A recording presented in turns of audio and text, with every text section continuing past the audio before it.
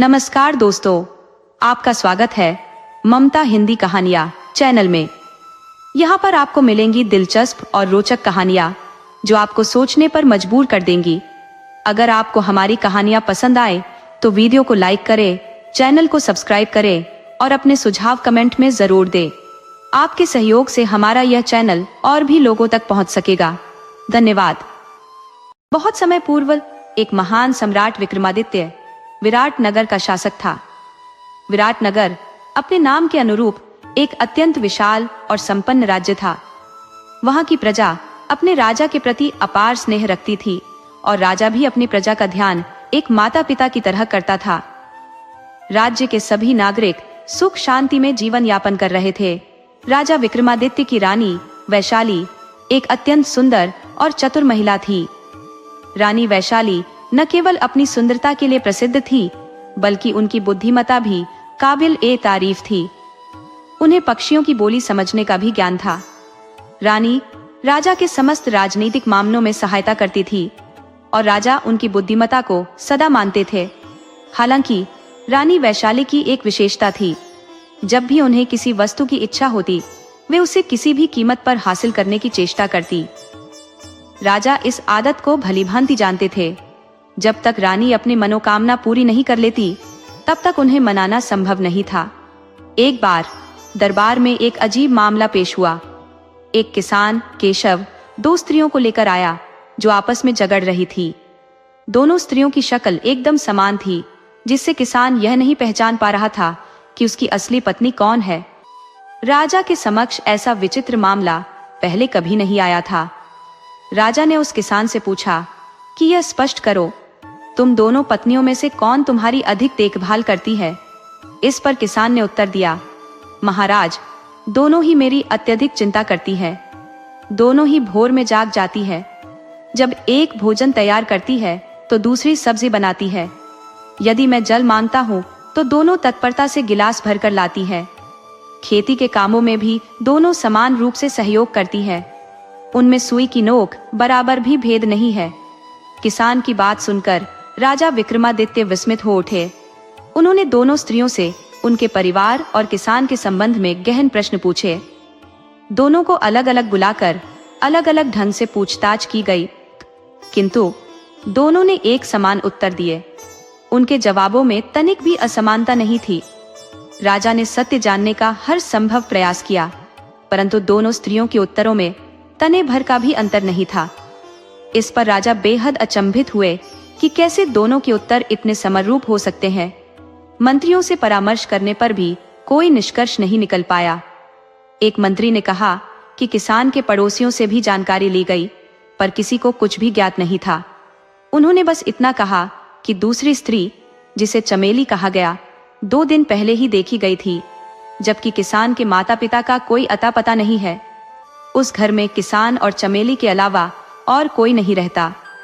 मंत्रियों से विचार विमर्श के बाद राजा ने 3 दिन का समय लेकर उचित जांच कराने और फिर निर्णय सुनाने का निश्चय किया।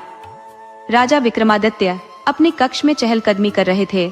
उनकी चिंताओं का भार उनके चेहरे पर स्पष्ट था। उनकी मनोस्थिति को देख रानी वैशाली भी चिंतित हो उठी।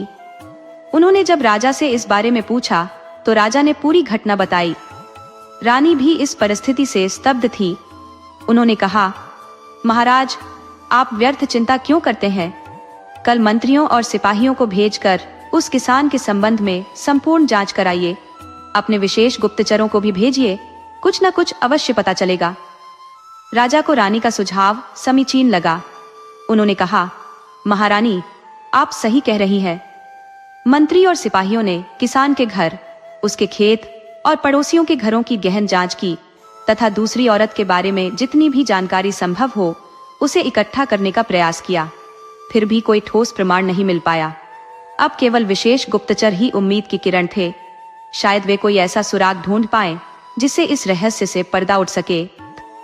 रानी ने राजा को आश्वस्त किया, महाराज, गुप्तचर अवश्य सफल होंगे। आप तनिक विश्राम कर लीजिए। राजा ने उनकी बात मान ली। तुम सही कहती हो, गुप्तचरों की सूचना के बाद ही कोई ठोस कदम उठाया जाएगा। दोनों राजा और रानी आपस में बातचीत करते हुए निद्रा में लीन हो गए। अगले दिन राजा को उनके विशेष गुप्तचरों से कुछ सूचना प्राप्त हुई, लेकिन वह जानकारी प्राप्त करने के बाद भी उनकी चिंता और गहरी हो गई। तभी रानी वैशाली वहां आई और पूछा, महाराज, क्या समाचार है? राजा गंभीर स्वर में बोले, गुप्तचरों ने अपनी जानकारी दी है, परंतु इससे स्थिति और जटिल हो गई है। दूसरी चमेली के आने वाले दिन नगर में कोई अनजान महिला प्रवेश नहीं की। इसका अर्थ यह हो सकता है कि वह कोई माया हो। रानी अब पूरी तरह आश्वस्त हो गई और बोली, महाराज, वह निस्संदेह मायावी शक्ति से युक्त कोई अस्तित्व है। राजा ने चौंकते हुए कहा, आप सही कह रही हैं महारानी, यह अवश्य कोई मायावी छल है। अब हम इस मामले की स्वयं जांच करेंगे। रानी दृढ़ता से बोली, मैं भी आपके साथ चलूंगी महाराज। राजा ने सहमति जताई। निश्चित रूप से महारानी, आपके ज्ञान और अनुभव से हमें अवश्य लाभ होगा। राजा विक्रमादित्य और रानी वैशाली किसान के घर पहुंचे। किसान दौड़ते हुए आया और राजा को अपने छोटे लेकिन अत्यंत स्वच्छ घर के भीतर ले गया। हर वस्तु सुव्यवस्थित थी। राजा और रानी ने उसके घर की प्रशंसा की। तभी दोनों चमेली, जो हूबहू एक दूसरे की तरह दिखती थी, राजा के जलपान के साथ उपस्थित हो गई। रानी ने गहरी दृष्टि से दोनों को देखा और उनकी आंखों में अचानक से एक चमक आई।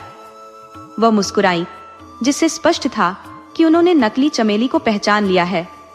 रानी ने किसान से कहा, तुम निश्चिंत रहो, शीघ्र ही तुम्हारी असली पत्नी तुम्हारे साथ होगी। दोनों चमेलियों ने आश्चर्य से रानी की ओर देखा। रानी ने राजा से कहा, पहले हम इस किसान के घर का निरीक्षण करेंगे, फिर उसके खेत चलेंगे। राजा ने सहमति दी। जो तुम्हें उचित लगे वही करेंगे। चलो इसके घर का निरीक्षण करें।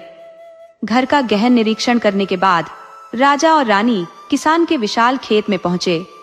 चारों ओर ऊंचे ऊंचे वृक्ष लगे थे और बीच में एक विशाल बरगद का पेड़ खड़ा था।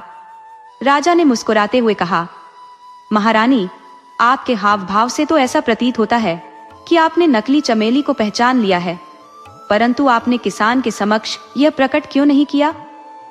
रानी ने गंभीरता से उत्तर दिया, महाराज, सत्य की विजय अवश्य होगी। मैंने नकली चमेली को पहचान लिया है, लेकिन मैं उसकी माया को उजागर करना चाहती हूँ।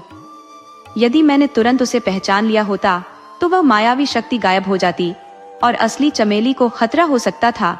वह शक्ति केवल किसान को प्राप्त करने के लिए आई है और इसे हमें अत्यंत सावधानी से सुलझाना होगा। राजा चिंतित स्वर में बोले, परंतु वह मायावी शक्ति चमेली को समाप्त कर भी तो किसान को प्राप्त कर सकती थी। रानी ने गंभीरता से उत्तर दिया, महाराज, हम यहाँ सत्य का उद्घाटन करने आए हैं। हमें यह रहस्य सुलझाना होगा। राजा ने विचारमग्न होते हुए कहा, लेकिन खेत में भला हमें क्या सूचना मिल सकती है? रानी मुस्कुराते हुए बोली, महाराज, आप तो जानते हैं, हमें पक्षियों की बोली समझने का कौशल है। किसान के घर के समीप वाले वृक्ष पर एक चिड़िया दूसरी से कह रही थी कि किसान यह दूसरी आपदा खेत से लाया है, इसी कारण हमें खेत पर आना पड़ा।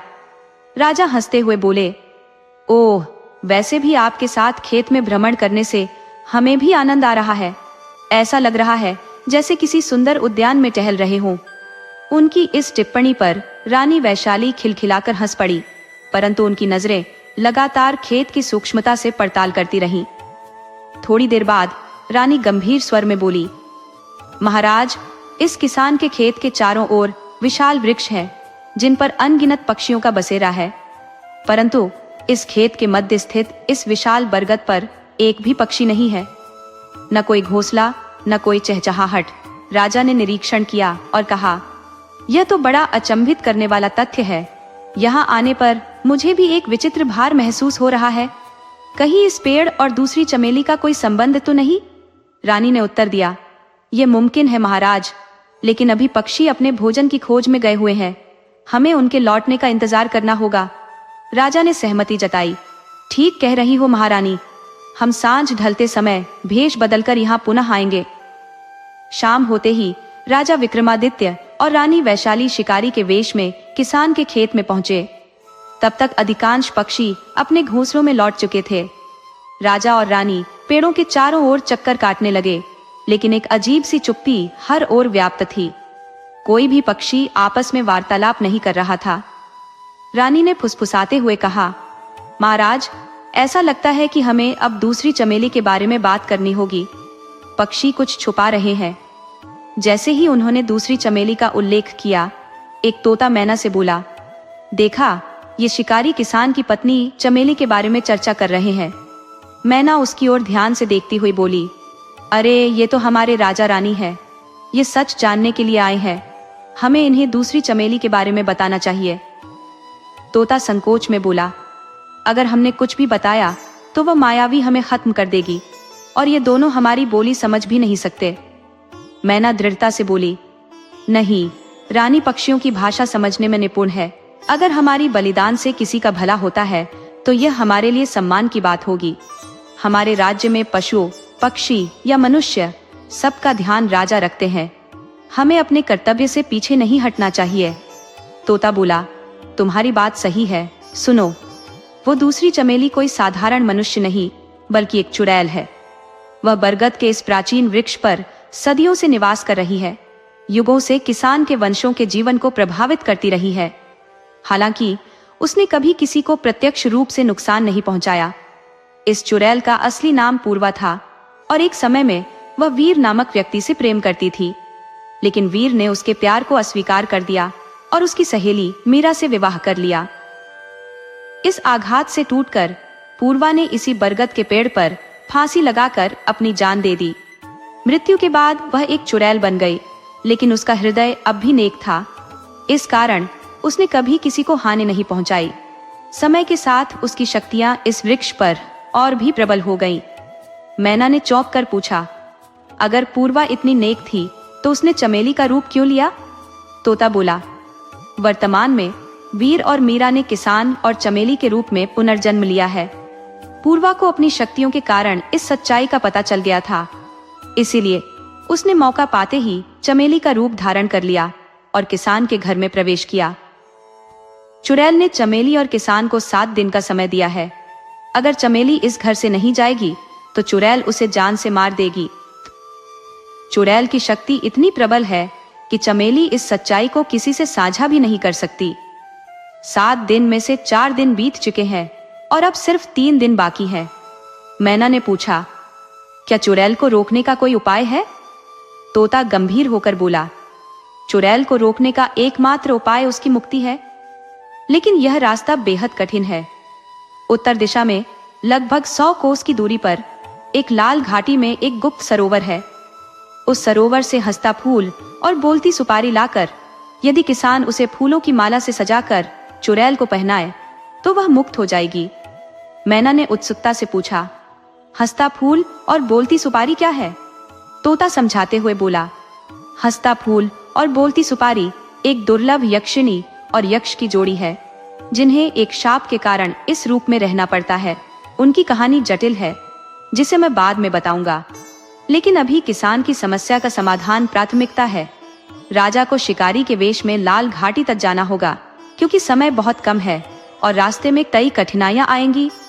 यदि राजा ने यह कार्य नहीं किया तो चमेली की मृत्यु निश्चित है और चुड़ैल उसे अवश्य मार डालेगी। रानी वैशाली ने तोते से मिली सारी जानकारी राजा विक्रमादित्य को बता दी। राजा ने गंभीरता से सुना और बोले, महारानी, चाहे एक मनुष्य की बात हो या पूरी प्रजा की, हम किसी को भी आंच नहीं आने देंगे। जैसा आपने बताया, मैना की जान को खतरा है, तो हम उसे और चमेली को अपने महल में लेकर चलेंगे, जहां वे सुरक्षित रहेंगे। हम इसी क्षण लाल घाटी की ओर प्रस्थान करेंगे। रानी वैशाली मैना और चमेली को लेकर महल चली गई। राजा विक्रमादित्य अपने घोड़े पर सवार होकर शिकारी के वेश में लाल घाटी की ओर रवाना हो गए। 7 कोस की लंबी यात्रा के बाद राजा एक सुंदर सेवन में रुके, जहां एक स्वच्छ तालाब था। राजा ने खुद भी पानी पिया और अपने घोड़े को भी पिलाया। सुबह होने वाली थी तो उन्होंने थोड़ी देर आराम किया, ताकि अगले दिन की यात्रा के लिए ताजगी मिल सके। राजा एक विशाल पेड़ के नीचे विश्राम कर रहे थे कि अचानक घोड़ों की दौड़ती टापों की आवाज से सतर्क हो गए। उन्होंने तुरंत ही पेड़ पर चढ़कर निगरानी करना शुरू किया। उनका घोड़ा घास चरने के लिए कुछ दूरी पर चला गया था। थोड़ी ही देर में 5 घुड़सवार तालाब के किनारे आकर रुके। उनके घोड़ों पर भारी कटारें लटक रही थी। सभी घुड़सवार उतरे, तालाब का पानी पिया और सुस्ताने लगे। उनके हाव भाव से साफ झलक रहा था कि वे लुटेरे थे। लुटेरों का सरदार अपने साथियों से बोला, आज हमें इतना बड़ा खजाना मिला है कि अब वर्षों तक लूटपाट की जरूरत नहीं पड़ेगी। अब हम विराट नगर में व्यापारी के रूप में प्रवेश करेंगे और वहां स्थायी रूप से बस जाएंगे। दूसरे लुटेरे ने सहमति में कहा, यह सही है सरदार। राजा विक्रमादित्य पेड़ पर बैठे ये सब देख और सुन रहे थे। उन्होंने सोचा, अभी इन लुटेरों से उलझने की बजाय मैं विराट नगर पहुंचकर इन्हें पकड़वाऊंगा और उचित सज्जा दिलवाऊंगा। लुटेरों के वहां से जाते ही राजा पेड़ से नीचे उतरे और अपने घोड़े पर सवार होकर आगे बढ़ गए। थोड़ी देर बाद राजा लाल घाटी पहुंच गए। लाल घाटी चारों ओर से छोटी बड़ी पहाड़ियों से घिरी हुई थी, जहां घोड़े के साथ आगे बढ़ना संभव नहीं था। राजा ने अपने घोड़े को घाटी के किनारे छोड़ दिया और पैदल ही आगे बढ़ने लगे। वे धीरे धीरे सावधानी से आगे बढ़ रहे थे, क्योंकि उन्हें ज्ञात था कि यहाँ हर कदम पर खतरे हो सकते हैं। चलते चलते वे एक छोटी पहाड़ी पर पहुंचे, जो हरे भरे पेड़ों से आच्छादित थी। अचानक पेड़ों के बीच कुछ हरकत हुई और राजा को लगा कि वे किसी घात में फंस गए हैं। एक विशाल अजगर ने उन्हें अपनी पकड़ में ले लिया। राजा ने अपनी तलवार तक हाथ पहुंचाने की कोशिश की, लेकिन उनकी बाहें जकड़ी हुई थी। उनके पैर अभी भी स्वतंत्र थे, तो उन्होंने अपने दाएं पैर को पूरी ताकत से पास के एक पेड़ पर मारा। इससे अजगर के साथ वे झटके से नीचे गिर गए और उसकी पकड़ थोड़ी ढीली हो गई। इस मौके का फायदा उठाते हुए राजा ने अपनी तलवार निकाली और अजगर पर तेज वार किया, जिससे वह कई टुकड़ों में कटकर नीचे गिर पड़ा। राजा ने राहत की सांस ली और अपनी यात्रा जारी रखी। अगली पहाड़ी पर पहुंचने पर उन्हें भूख लगाई, तो रास्ते में मिले जंगली फलों का सेवन किया, जिससे उन्हें ऊर्जा मिली। थोड़ी देर आगे बढ़ने पर उन्होंने देखा कि एक बहेलिया चिड़ियों को पकड़कर ले जा रहा है। दोनों चिड़िया करुण स्वर में चहक रही थी, जिससे राजा को उन पर दया आ गई। राजा ने बहेलिये से निवेदन किया कि वह चिड़ियों को छोड़ दे। बहेलिये ने रूखे स्वर में उत्तर दिया, तुम स्वयं शिकारी हो और मुझसे यह अपेक्षा कर रहे हो कि मैं अपनी मेहनत से पकड़ी चिड़ियों को तुम्हें मुफ्त में दे दूं? राजा ने कहा, ठीक है, इनका मूल्य बता दो, मैं उसे अदा कर दूंगा। बहेलिया बोला, ये सुनहरी चिड़िया अत्यंत मूल्यवान होती है, तुम उनका दाम चुका सकोगे? राजा ने उत्तर दिया, तुम मूल्य तो बताओ। बहेलिया बोला, 2 नर सुनहरी चिड़ियों की कीमत 10 स्वर्ण मुद्राएं है। राजा विक्रमादित्य ने बिना कोई सवाल किए उसे 10 स्वर्ण मुद्राएं दी और दोनों चिड़ियों को अपने पास ले लिया। बहेलिया मुद्राएं लेकर चला गया। जैसे ही बहेलिया गया, राजा ने उन चिड़ियों को मुक्त कर दिया। आजाद होते ही दोनों चिड़िया इंसानी आवाज में बोली, राजा विक्रमादित्य, तुम शिकारी के वेश में एक नेक कार्य के लिए जा रहे हो। जब भी तुम्हें हमारी जरूरत होगी, हम तुम्हारी सहायता के लिए उपस्थित रहेंगे। इतना कहकर दोनों सुनहरी चिड़िया उड़कर आकाश में विलीन हो गई। राजा विक्रमादित्य को अत्यंत विस्मय हो रहा था कि वे अपनी यात्रा को कैसे आगे बढ़ा रहे थे, जबकि उनके मस्तिष्क में अभी भी यह गूंज रहा था कि कैसे चिड़िया मानव की तरह संवाद कर रही थी। किंतु उन्होंने उस विचार को एक तरफ रख दिया और अपनी मंजिल की ओर बढ़ने लगे। चलते चलते वे एक तालाब के समीप पहुंचे, जहां अनेक मेंढक क्रीड़ा कर रहे थे। उसी समय झाड़ियों से एक सांप निकला और उसने एक मेंढक को अपने शिकंजे में जकड़ लिया।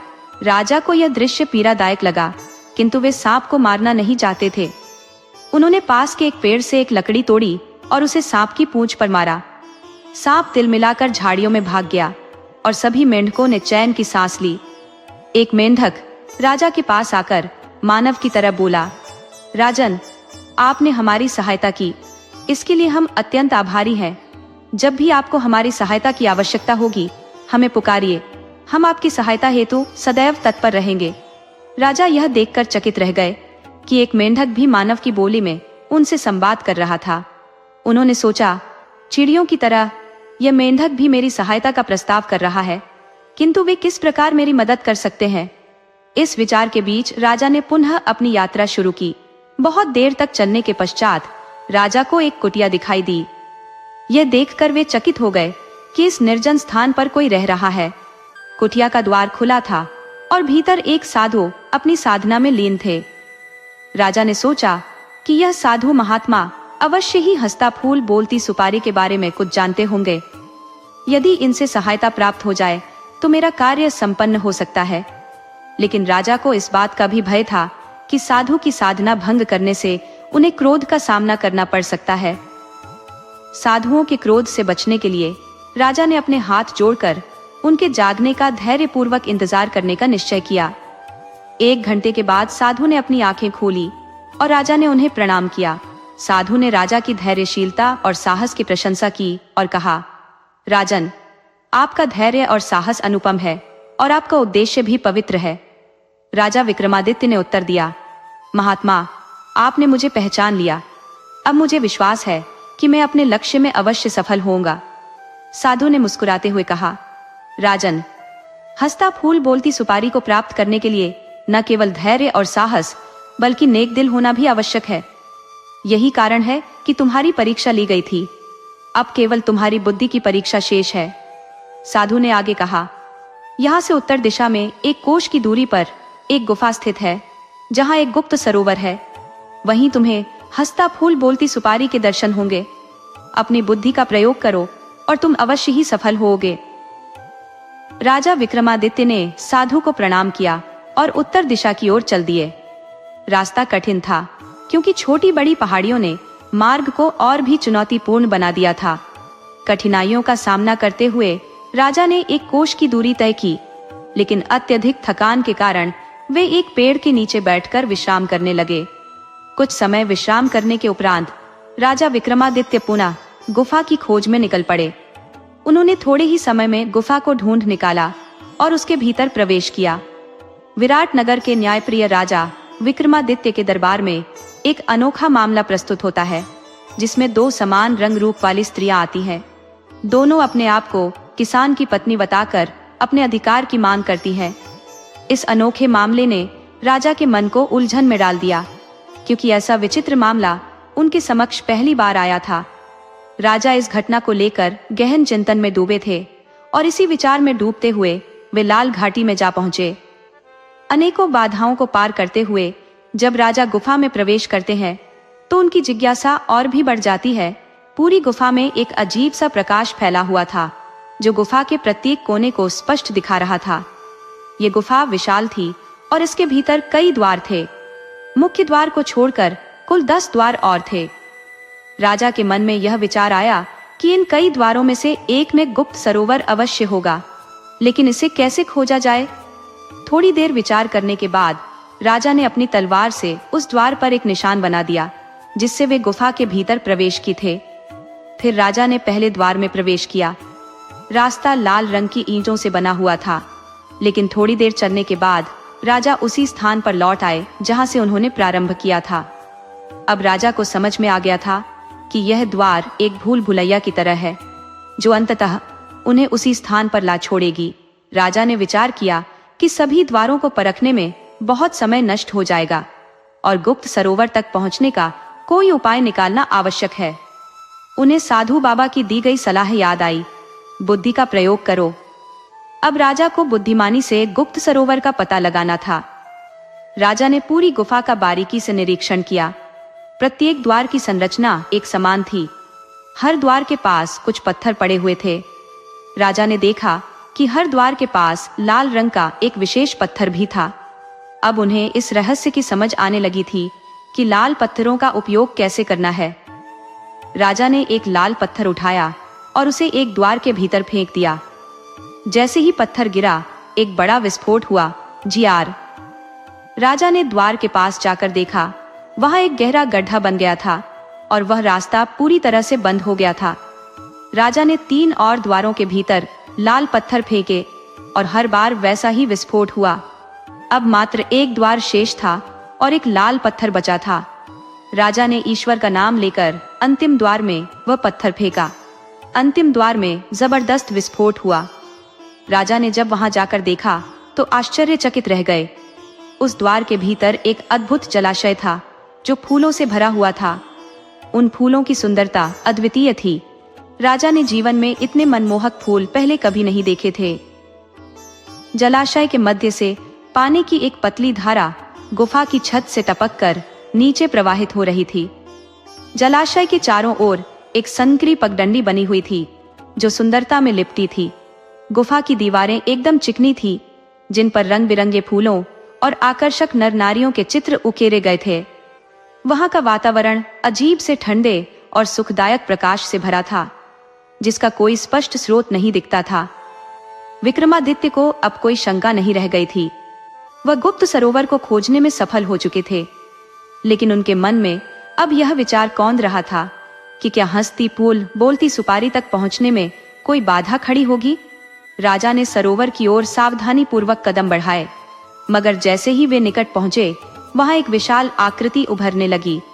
उसकी ऊंचाई 9 फीट से भी अधिक थी। धीरे धीरे वह आकृति स्पष्ट होती गई और एक देवता रूप में बदल गई। राजा ने उस आकृति को प्रणाम किया और विनम्रता पूर्वक अपना परिचय देने की अनुमति मांगी। वह आकृति बोली, मेरा नाम वंदनवार है। मैं एक यक्ष हूँ और इस गुप्त सरोवर का रक्षक हूँ। मेरी अनुमति के बिना यहाँ से हंसती पुल बोलती सुपारी को कोई नहीं ले जा सकता। वीर राजा, तुम अपना परिचय दो। राजा विक्रमादित्य ने कहा, मैं विराट नगर का राजा विक्रमादित्य हूँ। मैं अपने राज्य के एक किसान की मदद के लिए हंसती पुल बोलती सुपारी लेने आया हूँ। राजा ने यक्ष को पूरी घटना सुनाई और उनसे मदद करने का निवेदन किया। यक्ष ने कहा, यह हंसती पुल बोलती सुपारी अत्यंत पवित्र और चमत्कारी है। इसे प्राप्त करने के लिए धैर्य, बुद्धि और साहस की आवश्यकता है। तुम्हारा उद्देश्य नेक है, लेकिन तुम्हें एक परीक्षा देनी होगी। क्या तुम इसके लिए तैयार हो? राजा ने आत्मविश्वास से उत्तर दिया, मैं हर परीक्षा के लिए तैयार हूँ। यक्ष ने राजा को परखने के लिए कहा, राजा विक्रमादित्य, तुमने कई कठिनाइयों को पार कर यह गुप्त सरोवर ढूंढ निकाला है। इससे यह सिद्ध होता है कि तुम निडर और वीर हो। अब तुम्हें एक कठिन परीक्षा का सामना करना होगा। यक्ष ने अपने हाथ को ऊपर उठाया और दीवार में समा गई एक रहस्यमय रोशनी प्रकट हुई।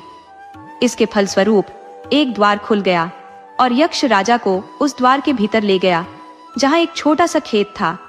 उस खेत में चारों ओर चावल के दाने बिखरे हुए थे और बीच में एक बड़ा पात्र रखा हुआ था।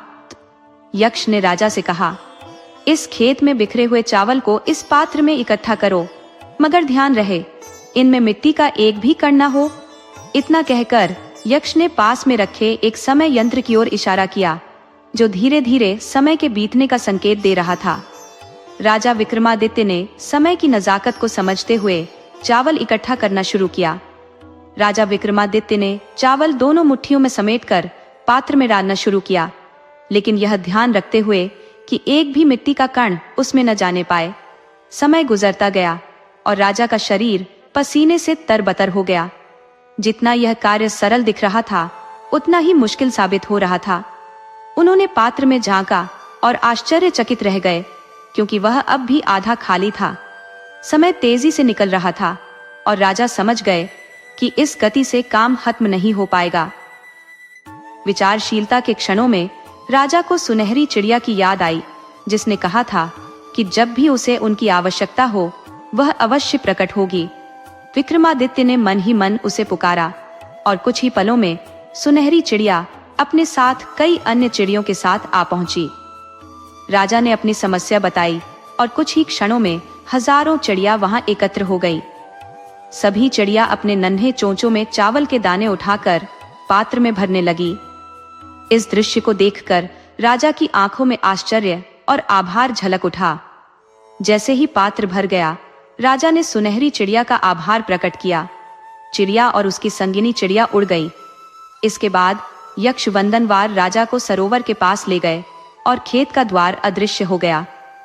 यक्ष ने मुस्कुराते हुए कहा, राजन, आपने अपनी बुद्धिमानी से यह परीक्षा सफलतापूर्वक पार कर ली है। अब दूसरी परीक्षा शुरू होगी।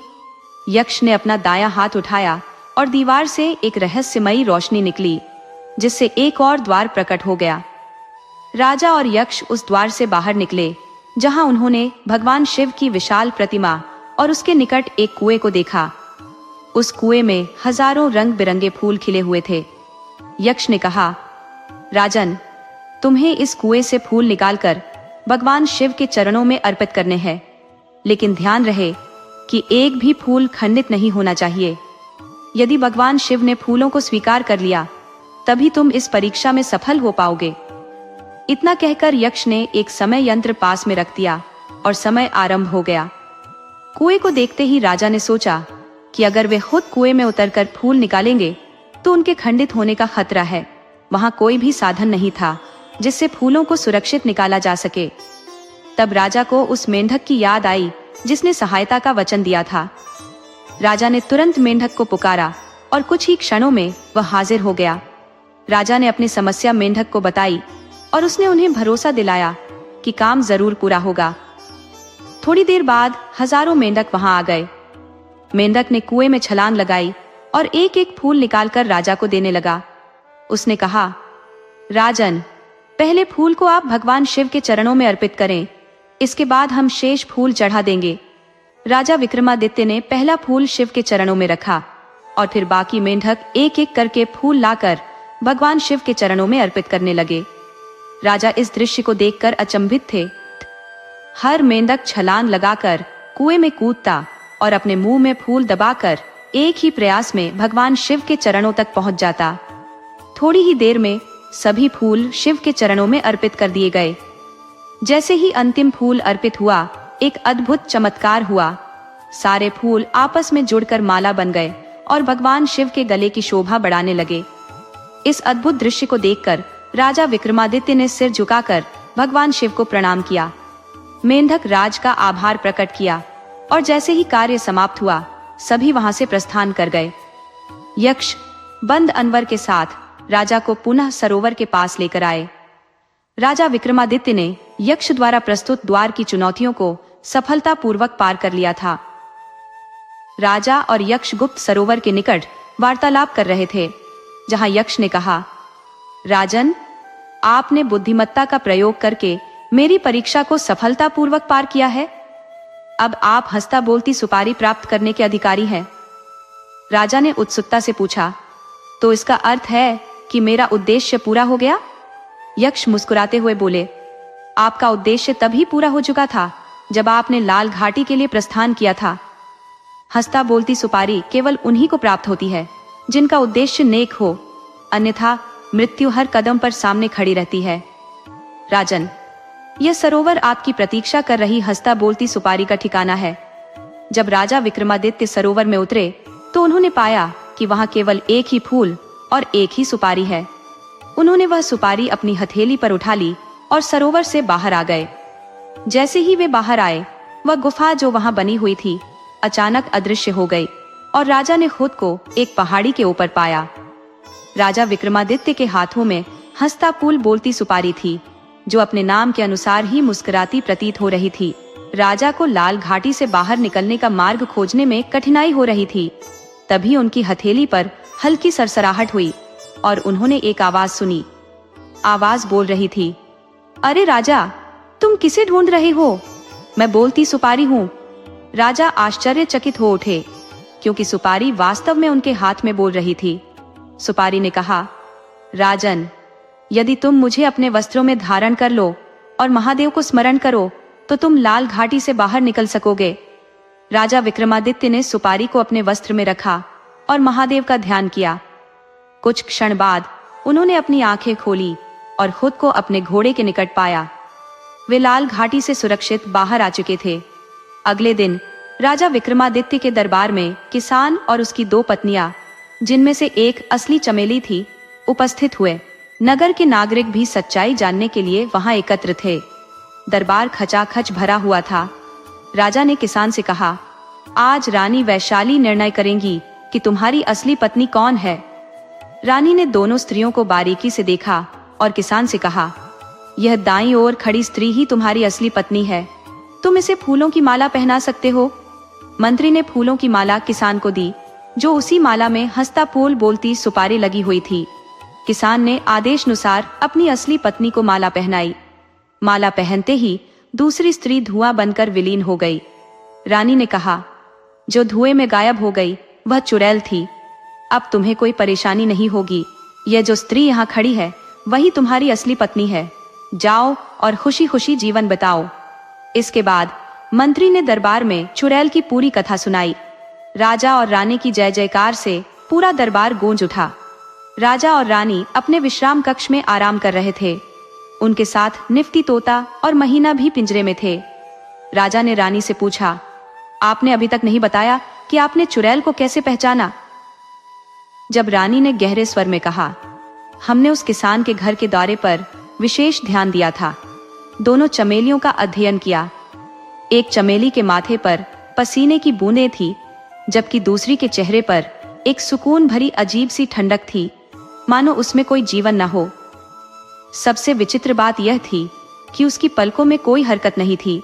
यही से हमें आभास हुआ कि दूसरी चमेली महज एक मायावी परछाई थी।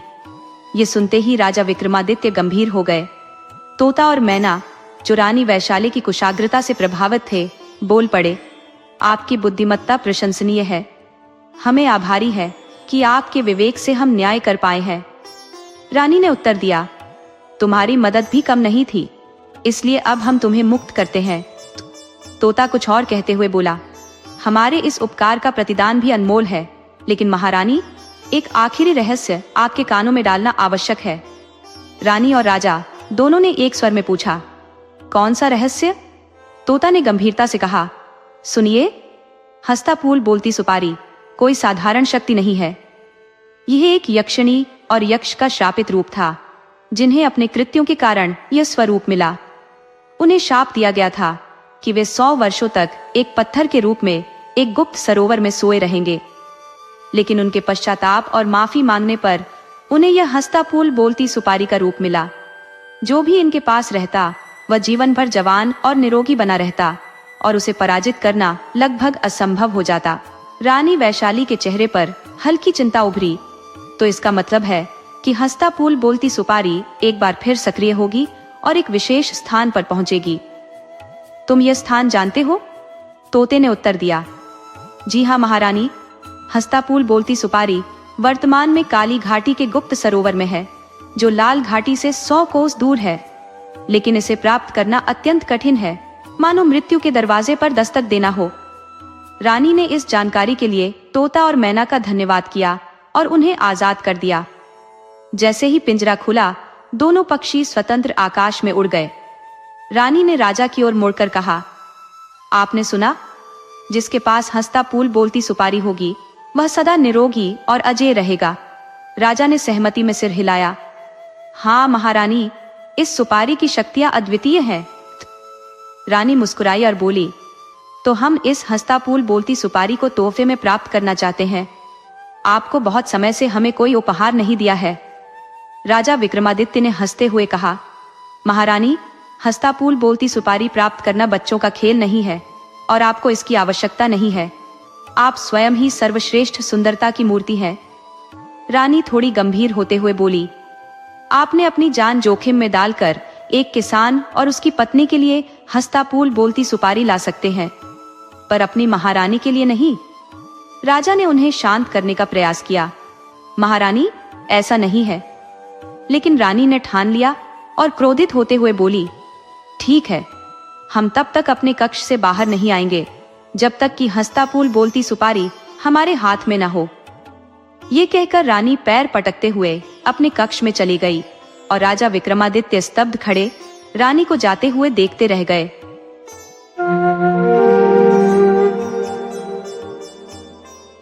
एक दिन राजा विक्रमादित्य और उनकी रानी के बीच गर्मागर्म बहस छिड़ गई। रानी ने गर्व से कहा, आपको मेरी जैसी सुंदरता और गुणों से भरपूर पत्नी कभी नहीं मिलेगी। राजा ने मुस्कुराते हुए उत्तर दिया, मैं ऐसी पत्नी को प्राप्त कर सकता हूँ जो तुमसे भी अधिक सुंदर और गुणी हो, जिसका तुमसे कोई मुकाबला नहीं। ये सुनकर रानी ने चुनौती देते हुए कहा, तो जाओ, चौबोली को लेकर आओ, तब मैं मानूंगी। राजा के दिल पर रानी की चुनौती गहरी चोट कर गई और उसी क्षण उन्होंने चौबोली से विवाह करने का संकल्प ले लिया। चौबोली अत्यंत रूपवती और गुणवती थी, जिसके लिए अनेक राजा पहले ही अपना दिल हार चुके थे। किंतु चौबोली ने एक कठिन शर्त रखी थी, जो व्यक्ति रात के चारों पहरों में उससे 4 बार बात करवा लेगा, वही उसका वरण कर सकता है। जो ऐसा नहीं कर पाता, उसे वह अपनी काल कोठरी में बंद कर देती अनेक राजकुमार और राजा इस कठिन चुनौती को स्वीकार करने आए, मगर कोई भी सफल नहीं हो सका। सभी असफल राजाओं को चौबोली ने अपनी काल कोठरी में डाल दिया। चौबोली के महल के द्वार पर एक विशाल ढोल रखा था, जिस पर हाथ आजमाने वाला प्रत्येक व्यक्ति अपनी चुनौती को घोषित करने के लिए चोट कर सकता था। राजा विक्रमादित्य ने वहां पहुंचते ही ढोल पर जोरदार प्रहार किया, जिसकी गूंज चौबोली तक पहुंच गई और उसे राजा के आगमन की सूचना मिल गई। चौबोली ने संध्या होते ही राजा को अपने महल में बुलाया और स्वयं को 16 श्रृंगार कर उनकी प्रतीक्षा में बैठी रही। राजा ने अपनी पूर्व योजना के अनुसार अपने 4 अदृश्य योद्धाओं को भी साथ ले लिया था, जो देवी के वरदान से अपना रूप बदलने में सक्षम थे। ये चारों वीर चुपके से महल के भीतर छिप गए, जबकि राजा चौबोली के सामने विराजमान हो गए। चौबोली मौन सादे बैठी थी, मानो उसकी जुबान पर ताला लग गया हो, जैसे कोई पत्थर प्रतिमा। राजा विक्रमादित्य, जो बुद्धिमानी और चतुराई में प्रसिद्ध थे, पलंग से बोले, पलंग, यदि चौबोली कुछ नहीं बोलती तो क्यों न तू ही कुछ कह दे, ताकि रात का एक पहर तो कट सके। राजा के एक वीर, जो पलंग में छिपा था, यह सुनते ही बोल उठा, महाराज, आप कहाँ आप हंसे हैं? खैर, मैं आपको एक कहानी सुनाता हूँ, ताकि आपके लिए एक पहर तो कट ही जाए। पलंग ने कहानी कहना शुरू किया और राजा विक्रमादित्य ने ध्यान से सुनना शुरू कर दिया। वह कहानी एक राजा और साहूकार के बेटे की थी, जो बचपन के मित्र थे। दोनों साथ खेलते, खाते पीते और बिना एक दूसरे के एक पल भी नहीं रह पाते थे। उन्होंने यह प्रतिज्ञा कर रखी थी कि वे कभी एक दूसरे से अलग नहीं होंगे।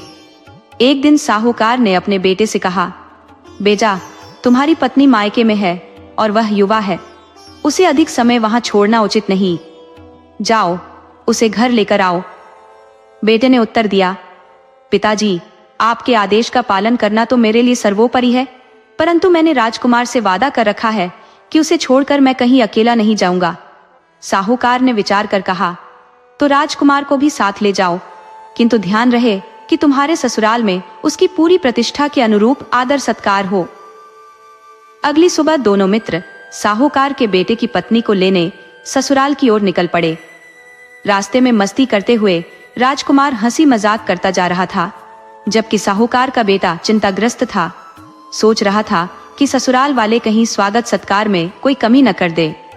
मार्ग में एक देवी का मंदिर आया, जिसके बारे में मान्यता थी कि वहां मांगी गई हर मुराद पूरी होती है। साहूकार के बेटे ने देवी के समक्ष प्रार्थना की, हे देवी माँ, कृपा करें कि मेरे मित्र का आदर सत्कार वैसा ही हो जैसा मैं सोच रहा हूँ। यदि मेरी यह मनोकामना पूरी हुई तो लौटते समय मैं अपना मस्तक आपके चरणों में अर्पित कर दूंगा। प्रार्थना के पश्चात वह अपने मित्र के साथ आगे बढ़ गया और कुछ समय बाद वे ससुराल पहुंच गए।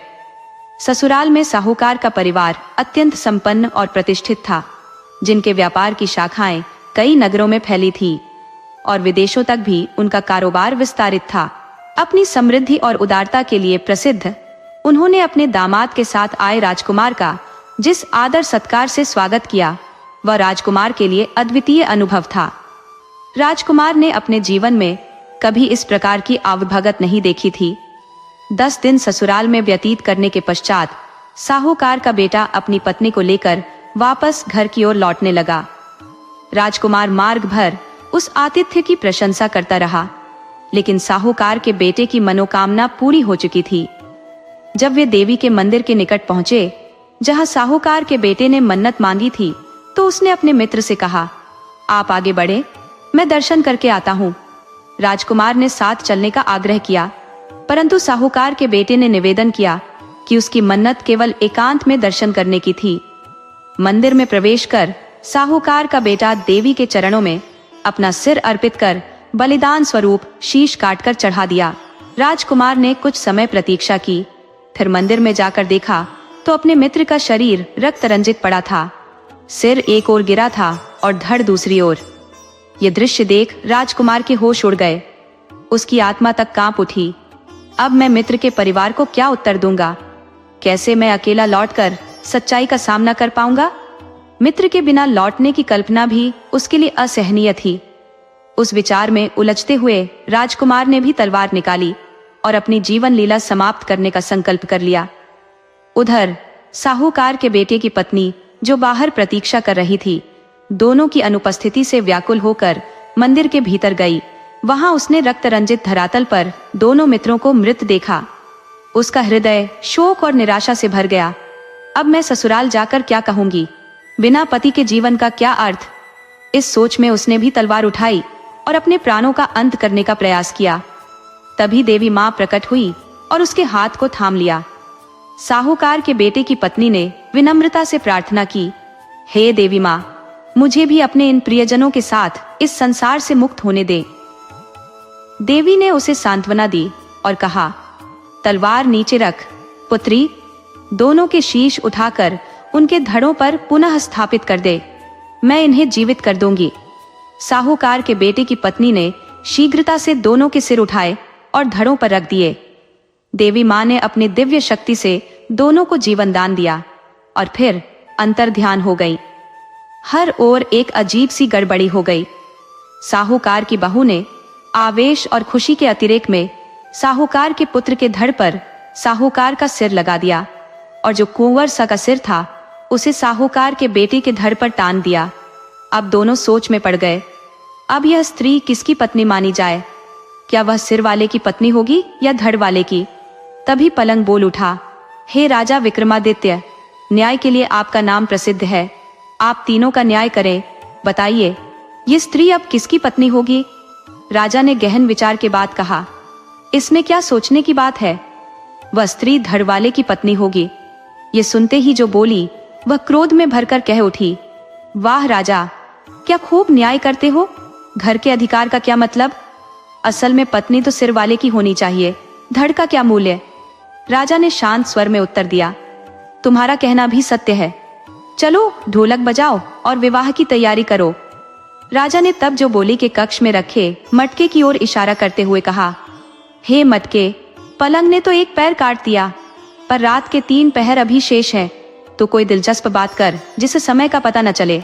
मटका कहने लगा, राजा, मैं एक कथा सुनाता हूँ, आप ध्यान लगाइए।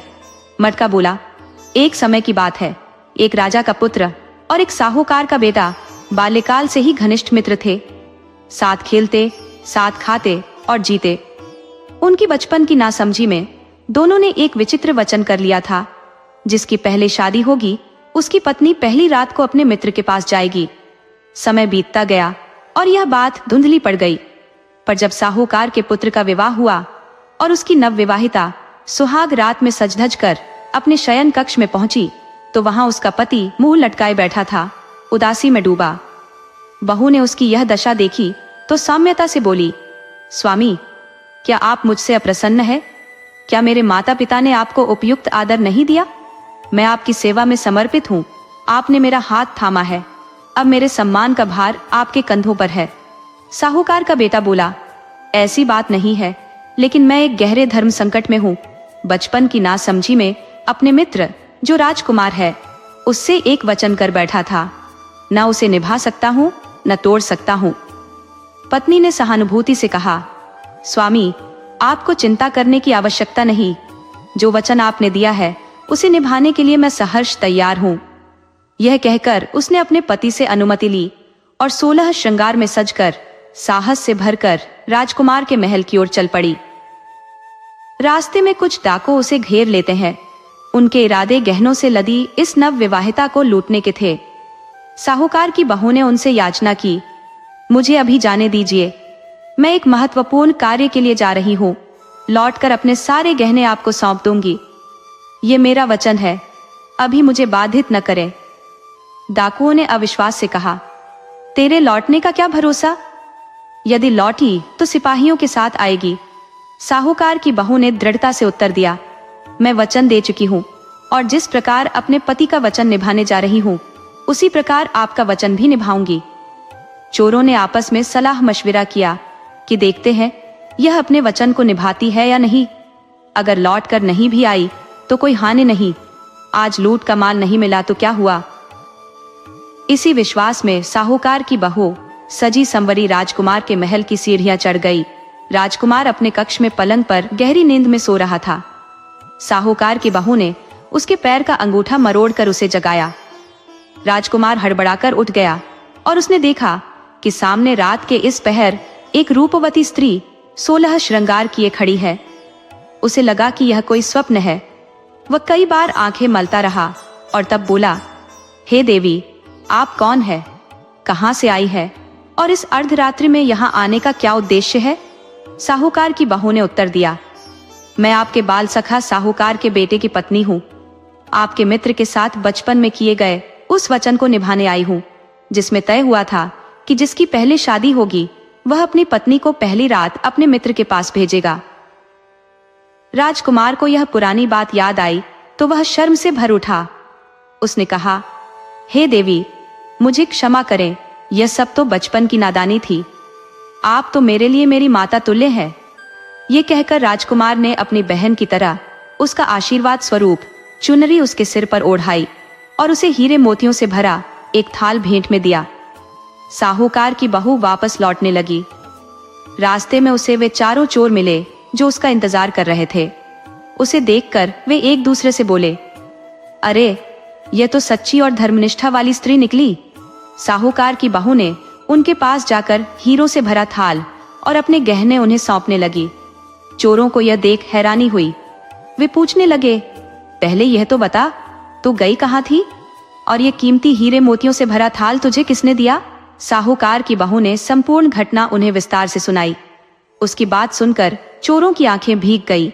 उनमें से एक बोला, धन्य है ऐसी पत्नी जो अपने पति का वचन निभाने के लिए राजकुमार के पास गई, और धन्य है वो राजकुमार जिसने उसकी मर्यादा का मान रखते हुए उसे बहन बनाया और यह अनमोल भेंट दी। फिर सभी चोरों ने उसे अपनी बहन मान लिया और सारा धन उसे लौटा दिया। साथ ही जो थोड़ा बहुत उनके पास लूटा हुआ माल था वह भी भेंट में देकर उसे सुरक्षित घर तक पहुंचाया। अब मटका राजा से बोला, हे महाराज विक्रमादित्य, आप महान न्यायप्रिय शासक के रूप में विख्यात है।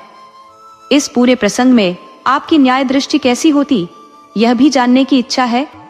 अब आप ही बताइए, इस प्रकरण में सच्चे भलमानस किसके हुए, राजकुमार के या उन चोरों के? राजा ने विचारपूर्वक कहा, यह स्पष्ट है कि राजकुमार की भलमानस अधिक ऊंची रही। ये सुनते ही बोली को क्रोध आ गया। वह आवेश में राजा से बोली, अरे राजा, तेरा विवेक कहाँ खो गया? क्या इसी तरह तू न्याय करता है और अपने आप को न्यायप्रिय कहता है? बोली ने पुनः कहा, इस मामले में तो चोर ही अधिक उदार हृदय निकले। उन्होंने साहूकार की पत्नी को अपनी बहन मानकर वह धन भी लौटा दिया जो उनके पास था। राजा ने सहमति जताते हुए कहा, तुम्हारा कथन उचित है, यह निश्चित ही न्याय संगत और उत्तम है। फिर बोली, अब 2 घड़ी रात तो बीत गई, लेकिन अभी समय शेष है। तुम चाहो तो मैं तुम्हें एक अन्य कथा सुना सकती हूँ। इससे तुम्हारा शेष समय भी मनोरंजक ढंग से कट जाएगा।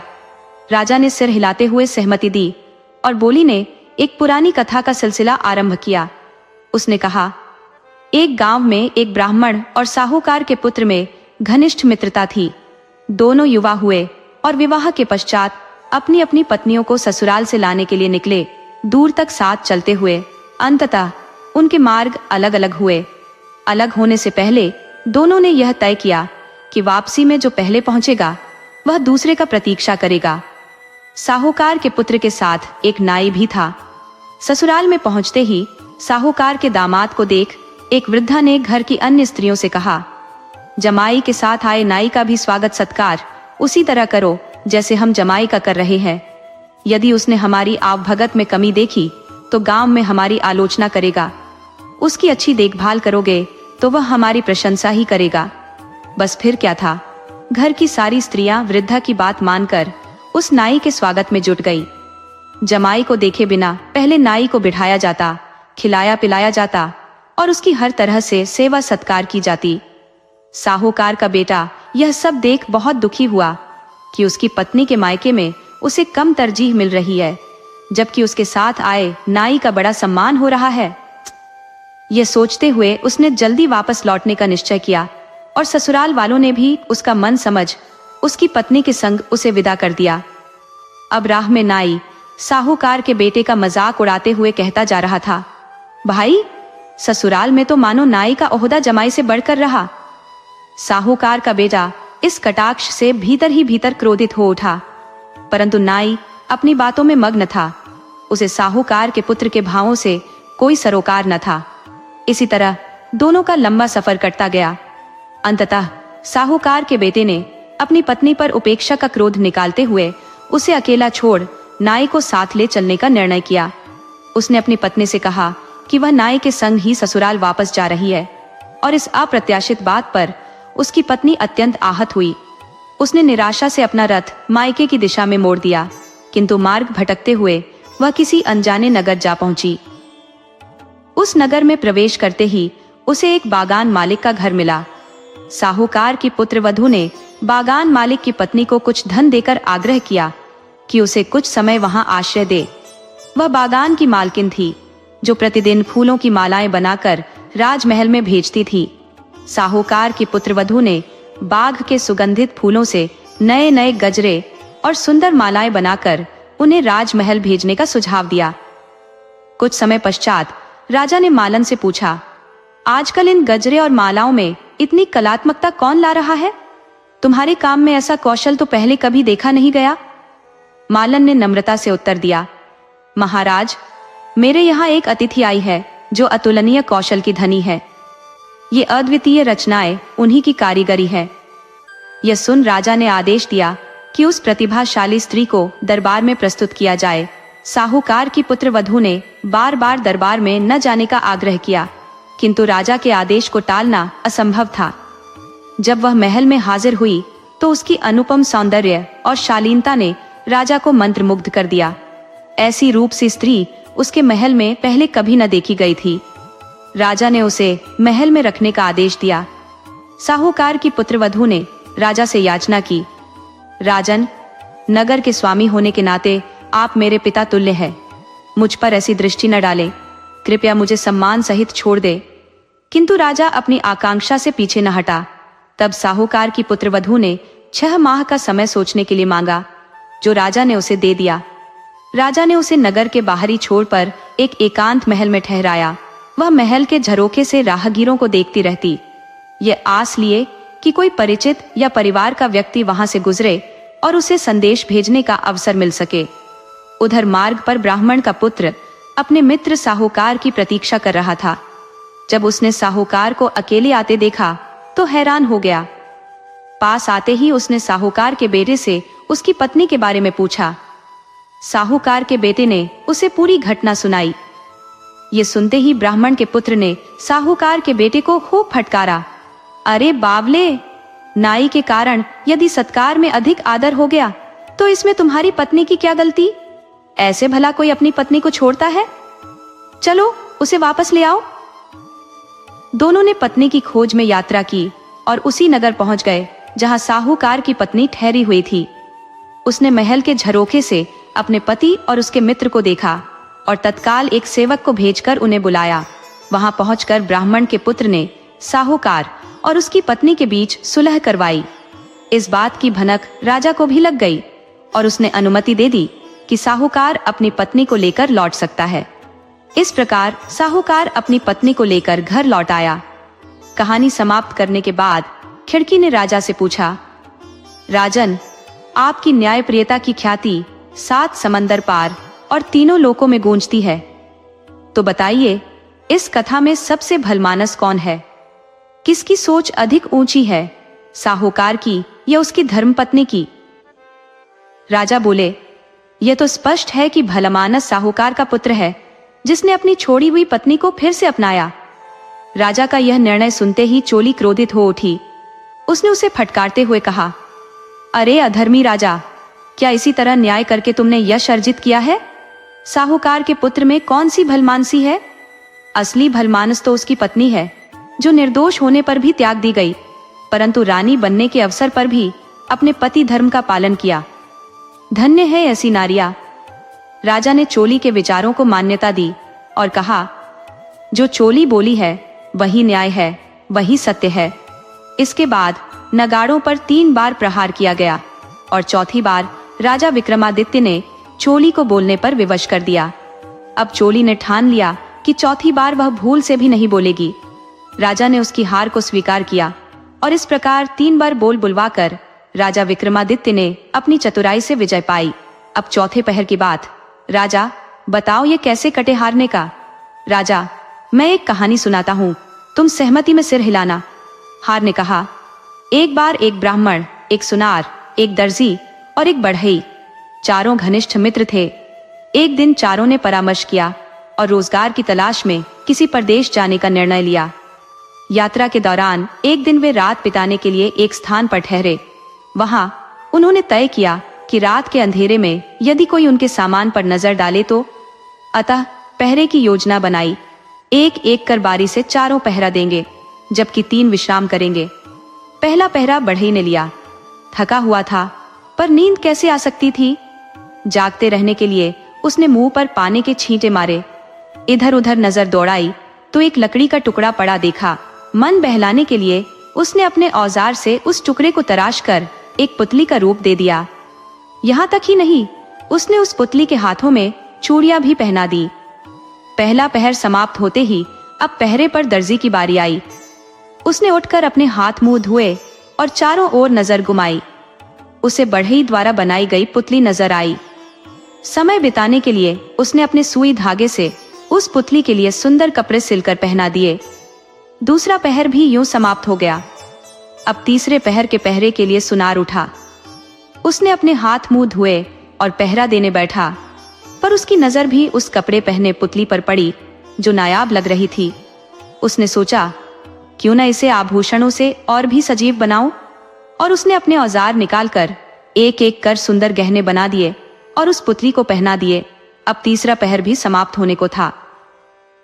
अंततः चौथा पहर आया और ब्राह्मण जागकर पहरे पर बैठा।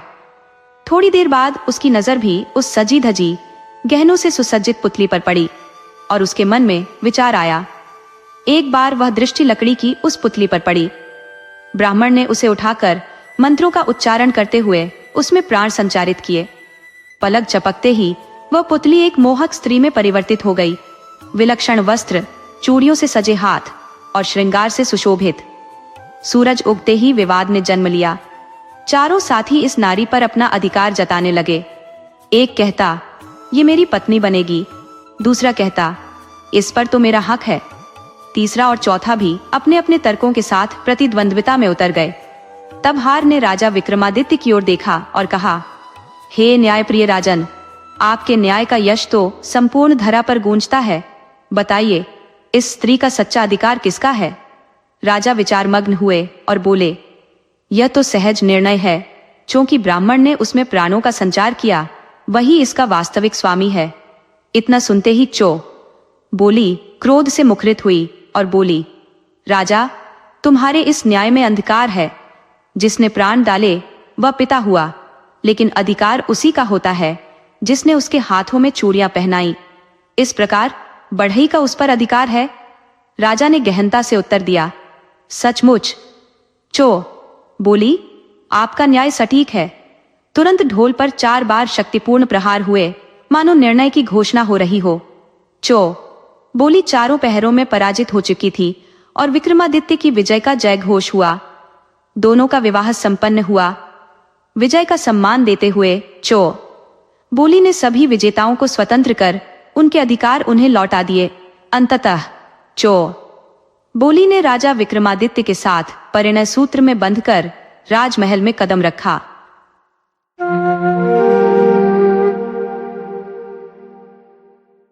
एक गांव में रामलाल अपनी पत्नी के साथ रहता था। रामलाल बहुत ही गरीब था, लेकिन फिर भी दोनों पति पत्नी जितना भी कमाते थे उसमें खुशी खुशी अपना जीवन बिता रहे थे। रामलाल गांव के जमींदार के यहाँ काम करता था और उसे जितना वेतन मिलता उसमें ही खुश रहता था। रामलाल बहुत ही चतुर था और बहुत थोड़े में खुश रहना जानता था। एक दिन की बात है, सुबह सुबह रामलाल काम के लिए जा रहा था। रास्ते में कुएं के पास जब रामलाल पहुंचा तो उसने देखा कि एक झाड़ी के पीछे छिपकर कुछ औरतें आपस में बातें कर रही थीं। रामलाल ने सोचा, जरा मैं भी तो देखूं कि यहाँ की औरतें जो गांव से पानी लेने आई हैं, वे आपस में क्या क्या बातें करती हैं। अब रामलाल बड़े ध्यान से उन महिलाओं की बातें सुनने लगा। कोई औरत अपने पति की बुराई कर रही थी तो कोई अपने ससुर की, कोई अपनी ननद देवर की बुराई कर रही थी यह देखकर रामलाल को बड़ा अचंभा हुआ।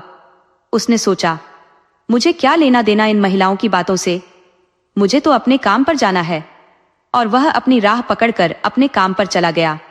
एक दिन रामलाल को बहुत जरूरी काम से जल्दी जाना था, तो उसने अपनी पत्नी से कहा, सुनो जरा भाग्यवान, मुझे सुबह जल्दी जाना है, इसलिए मैं आराम कर रहा हूं। यह कहकर रामलाल जल्दी सो गया। सुबह जल्दी उठकर रामलाल घर से निकल गया और फिर से उस कुएं के पास झाड़ी में छिप गया। वह सोचने लगा, आज तो महिलाओं की बातें सुनने की कोशिश करता हूं। सुबह सुबह महिलाओं के पनघट पर आने का समय हुआ तो सबसे पहले रामलाल की पत्नी पानी भरने कुएं पर आई। रामलाल की पत्नी के हाथ में एक घड़ा और दूसरे हाथ में पूरी, खीर और मिठाइयों की थाली थी। रामलाल को बड़ा अचंभा हुआ, आखिर क्या कारण हो सकता है कि मेरी पत्नी पनघट पर यह सब खाने की सामग्री लेकर आई है। रामलाल की पत्नी ने कुएं की पूजा की और पूजा संपन्न होने के बाद खाने लगी। वह कहने लगी, कुएं महाराज, मैं तुम्हें पूरी खीर का भोग चढ़ाऊंगी, बस मेरी एक मनोकामना पूरी करो, मेरे पति अंधे हो जाएं। यह सुनकर रामलाल के पैरों तले जमीन खिसक गई। उसे बड़ा दुख हुआ कि उसकी धर्मपत्नी उसके अंधे होने का वरदान मान रही है। रामलाल यह सुनकर बड़ा दुखी हुआ और अपने काम पर चला गया। शाम को घर लौटा तो उसकी पत्नी उसका इंतजार कर रही थी। रामलाल ने अपनी पत्नी से कहा, भाग्यवान, मेरी आंखों में आज कुछ समस्या है, मुझे साफ साफ दिखाई नहीं दे रहा, न जाने क्यों आंखों में क्या हो गया है। अगले दिन रामलाल फिर काम से लौटा और अपनी पत्नी से बोला, भाग्यवान, आज तो मुझे कुछ भी दिखाई नहीं दे रहा, लगता है मैं अंधा हो गया हूं। दूसरे दिन सुबह उठकर रामलाल फिर कुएं के पीछे झाड़ी में छिप गया। रामलाल की पत्नी सुबह सुबह पनघट पर पानी भरने गई और कुएं की पूजा करके बोली, कुएं महाराज, आपने तो मेरी मनोकामना पूरी कर दी, अब मैं आपको भोग चढ़ाती हूं, इसे स्वीकार कीजिए। अब रामलाल को पूरा विश्वास हो गया कि उसकी पत्नी उसे अंधा समझ रही है। रामलाल शाम को जब वापस लौटा तो उसके हाथों में एक लाठी थी और वह अंधे होने का नाटक कर रहा था। उसने अपनी पत्नी से कहा, भाग्यवान, मुझे अब कुछ भी दिखाई नहीं देता, लगता है मैं सच में अंधा हो गया हूं। रामलाल की पत्नी ने रामलाल को भजन कराया और फिर उसे आंगन में सोने के लिए बिस्तर लगा दिया। रामलाल वहां सोने चला गया, लेकिन उसे नींद नहीं आ रही थी। कुछ देर बाद बाहर से एक आदमी आता दिखाई दिया। रामलाल ने देखा कि वह जमींदार है, जिसकी हवेली में वह नौकरी करता है। जमींदार रामलाल के घर में घुस गया और रामलाल की पत्नी और जमींदार एक दूसरे से प्रेम करने लगे। इतने में रामलाल वहां पहुंच गया। उसकी पत्नी घबरा गई और बोली, क्या हुआ है आपको? रामलाल ने कहा, भाग्यवान, मुझे बड़ी प्यास लग रही है, मैं पानी ढूंढते ढूंढते यहां आ गया हूं। उसकी पत्नी बोली, तो विश्राम करो, मैं अभी पानी लेकर आती हूं। रामलाल ने पानी पीकर कहा, मैं पानी पीकर चला जाऊंगा, विश्राम करने के लिए? उसकी पत्नी को विश्वास हो गया कि रामलाल सच में अंधा हो गया है। इतने में रामलाल ने जानबूझकर जमींदार के पैर को पकड़ लिया और बोला, यह क्या है भाग्यवान, 3 दिन पहले तुम्हारे पैरों में इतने बड़े बाल तो नहीं थे, यह अचानक कैसे आ गए? अब रामलाल की पत्नी घबरा गई, क्योंकि वह तो बिस्तर से दूर खड़ी थी और बिस्तर पर जमींदार था। रामलाल धीरे धीरे पैरों से अपने हाथों को ऊपर की ओर ले जाने लगा और बोला, भाग्यवान, तुम इतनी मोटी कैसे हो गई हो? तुम्हारे पैर इतने मोटे पहले तो नहीं थे। यह सुनकर जमींदार की सांस रुक गई। रामलाल ने कहा, सुनो भाग्यवान, मैं तुम्हारे मुख को छूना चाहता हूं। मेरी प्राणप्रिया, जरा अपने चेहरे को मेरे पास लाओ। यह कहकर रामलाल जमींदार के मुख की तरफ अपने हाथों को ले जाने लगा और बोला, भाग्यवान, तुम्हारे मुंह में दाढ़ी और मूछें भी निकल आई हैं। यह सुनकर ठाकुर की सांस अब सचमुच रुकने लगी और वह बहुत घबरा गया। रामलाल ने कहा, प्राणप्रिया, यह तुम नहीं हो सकती, यह तो कोई और ही पुरुष है, तुमने तो मेरे साथ विश्वासघात किया है। यह कहकर रामलाल ने उन दोनों को मौत के घाट उतार दिया। इस प्रकार रामलाल ने अपनी चतुराई से अपनी पत्नी और जमींदार के विश्वासघात को उजागर कर दिया और उन्हें सजा दी। रामपाल ने अपनी पत्नी और जमींदार की लाशें देखकर सोचा, ऐसे तो मैं फंस जाऊंगा, क्या करूं? रामपाल की चतुर बुद्धि में एक विचार आया। उसने अपनी पत्नी की लाश को कंधे पर उठाया और खेतों के बीच में लकड़ी के सहारे खड़ा कर दिया। फिर कुछ दूरी पर जाकर गीदड़ के स्वर में चिल्लाने लगा, खेत के मालिक और उसके सारे परिवार वाले इकट्ठा हो गए। उन्होंने देखा कि तरबूज के खेतों में कोई चोरी करने घुस आया है। वे लाठियां लेकर दौड़े और रामपाल की मृतक पत्नी को लाठियों से पीटने लगे। रामपाल की पत्नी गिर गई और रामपाल भी मौके पर वहां पहुंच गया और जोर जोर से चिल्लाने लगा, मार दिया रे, मार दिया, तुमने मेरी पत्नी को मार दिया। ये देखकर खेत के मालिक डर गए और बोले, रामपाल भाई, हमसे बड़ी भूल हो गई, हमें माफ कर दो भैया। अगर यह बात किसी को पता चली तो हमें सजा हो जाएगी। रामपाल ने कहा, ठीक है, तुमने मेरी पत्नी की जान तो ले ली, अब तुम उसका भरण पोषण भी करोगे। रामपाल की बात से डरकर खेत के मालिक ने रामपाल को धन देने का निर्णय लिया और उसे धन देकर शांत कर दिया। इस तरह रामपाल ने अपनी चतुराई से अपनी मृत पत्नी से भी धन कमा लिया। फिर रामपाल ने जमींदार की लाश को कंधे पर उठाया और हवेली में जमींदार के विश्राम करने के कमरे में ले गया। जमींदार को बिस्तर पर लिटाकर जोर जोर से जमींदार की आवाज में बोलने लगा, ठकुराइन, अगर मैं किसी कारण से मृत्यु को प्राप्त हो जाऊं तो तुम दूसरी शादी कर लेना, और हमें अभी पुत्र या पुत्री की भी प्राप्ति नहीं हुई है, तो मेरे ठाकुर वंश को आगे बढ़ाने के लिए तुम्हें रामपाल के साथ विवाह करना होगा। ये कहकर रामपाल खिड़की बंद करके वहां से भाग गया। ठकुराइन रोने लगी और यह देखकर गांव के लोग इकट्ठा हो गए कि ठकुराइन क्यों रो रही है। सारे लोग जमा हो गए। इतने में ही जमींदार का मुनीम बोला, जमींदार साहब, रात को कह रहे थे कि अगर मुझे कुछ हो गया तो ठकुराइन को दूसरी शादी करना होगा, और जमींदार साहब की अंतिम इच्छा पूरी करना ठकुराइन का परम कर्तव्य है, इसलिए ठकुराइन को रामपाल के साथ ही शादी करनी होगी। अब रामपाल को बुलावा भेजा गया। रामपाल वहां आकर बोला, अन्नदाता, आपकी मृत्यु से मुझे बहुत ज्यादा दुख हुआ है। और रामपाल नौटंकी करने लगा। ठकुराइन ने कहा, अगर तुम्हें मुझसे विवाह करना है तो तुम्हें 21 लोमड़ियों को एक ही परिवार की मारकर मेरे मार्ग में बिछाना होगा, जिसके ऊपर से चलकर मैं तुम्हारे घर तक आऊंगी। यही मेरी एकमात्र शर्त है, नहीं तो मैं तुमसे विवाह नहीं करूंगी। अब रामपाल थोड़ा चिंतित हुआ। 21 लोमड़ियों को कैसे मारूं, और वह भी एक ही परिवार की।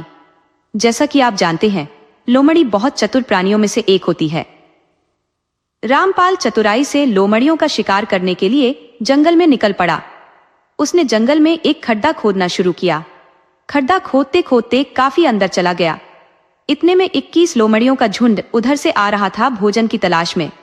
लोमड़ी ने देखा कि कोई मनुष्य खड्डा खोद रहा है।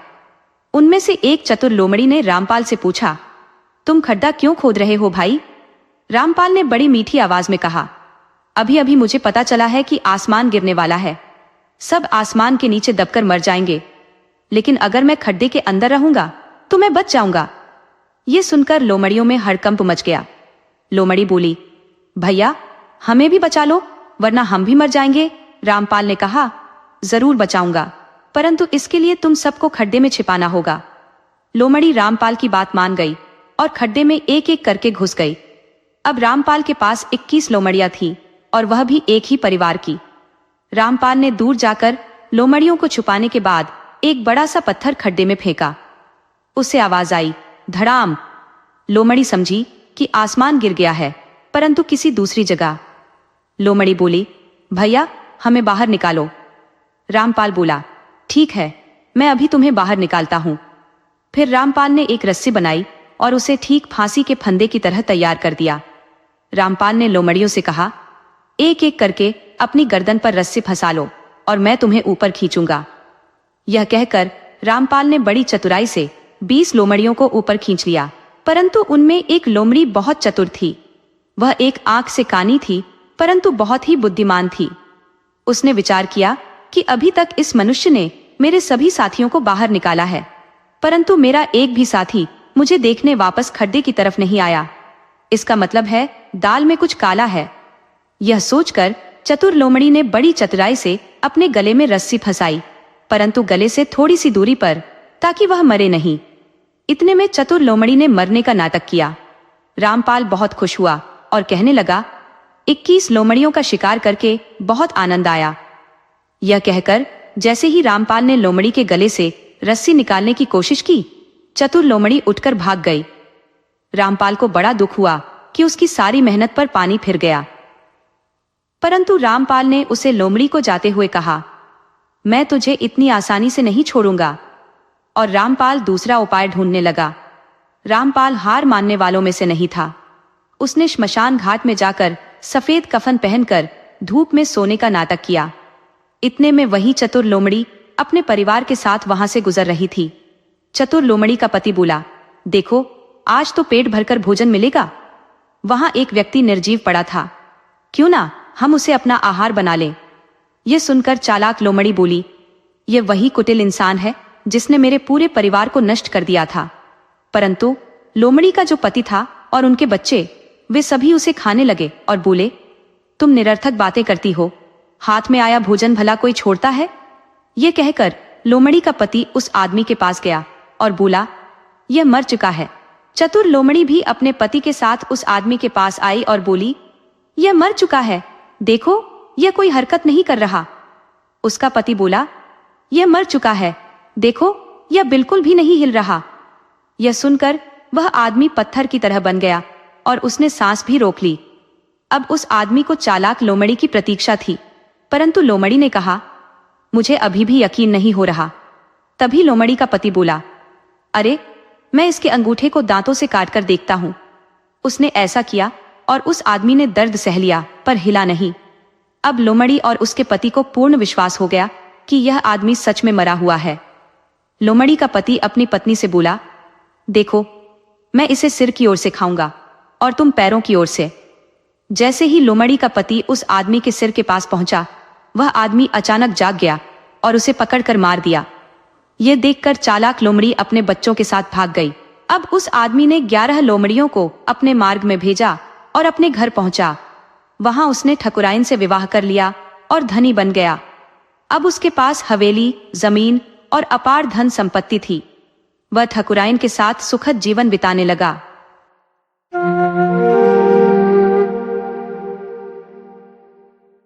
एक बार की बात है, एक भाई बहन का जोड़ा था जिनके माता पिता का बचपन में ही निधन हो गया था।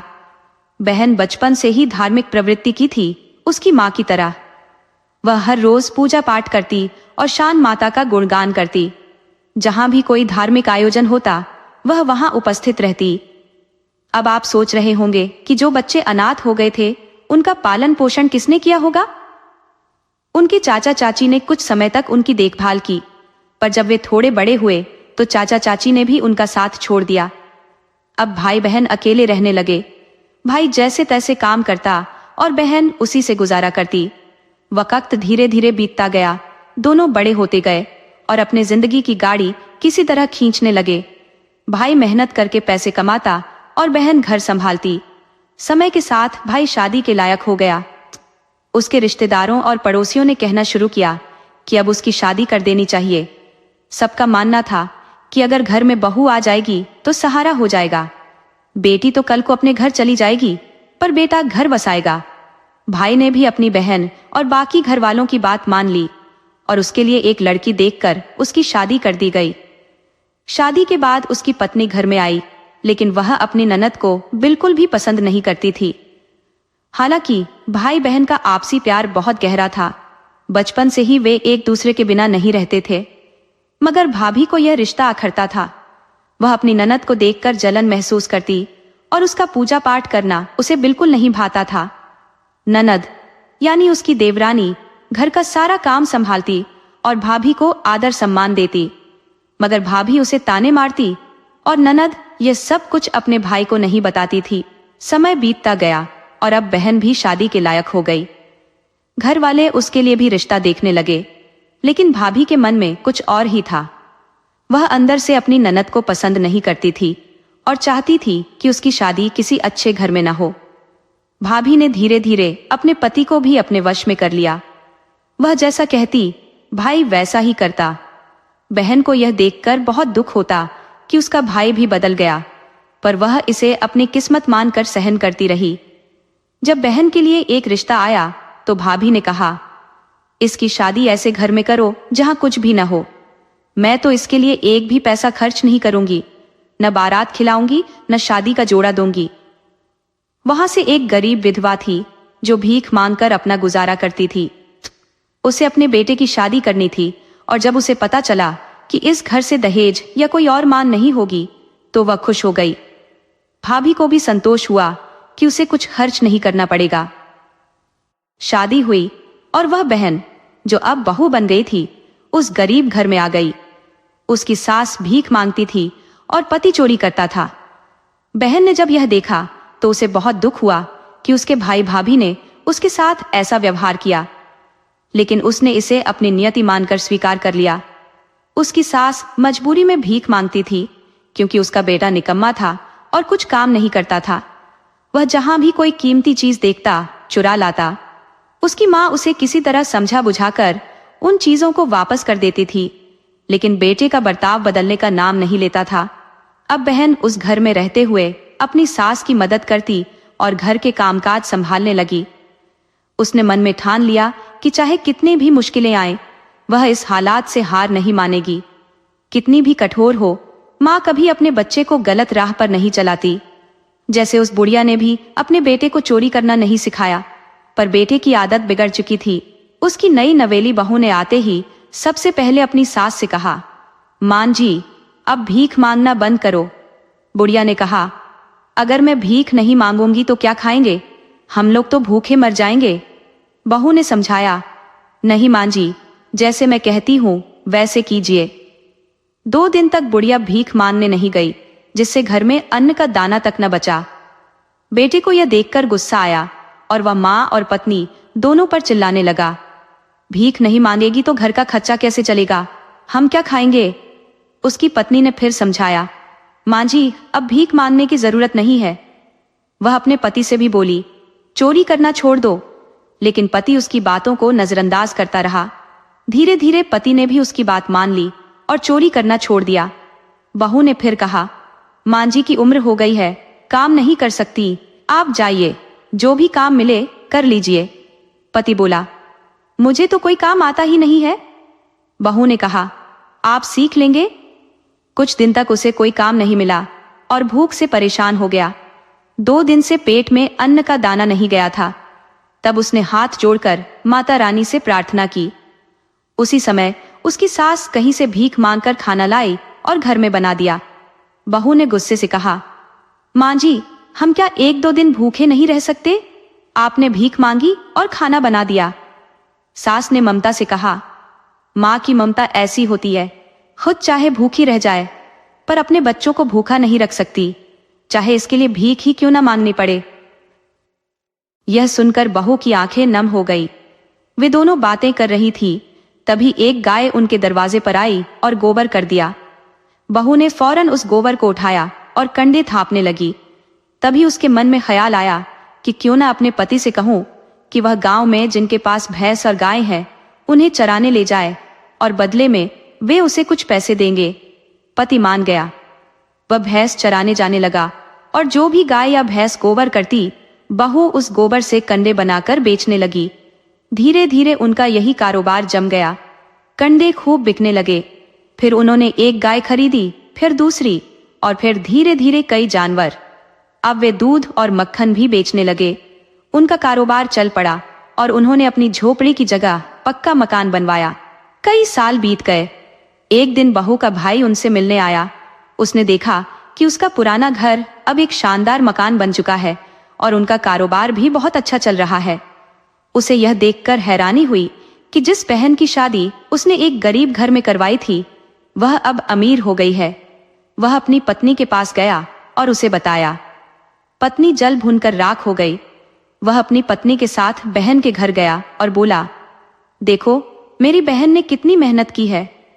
उसकी पत्नी को अपनी गलतियों का एहसास हुआ और वह बहन से माफी मांगने लगी। बहन ने कहा, गलतियां इंसानों से होती है, इसमें कुछ अनहोनी नहीं है। उसने अपने भाई और भाभी को सम्मान से बिठाया और उनकी हर जरूरत का ध्यान रखा।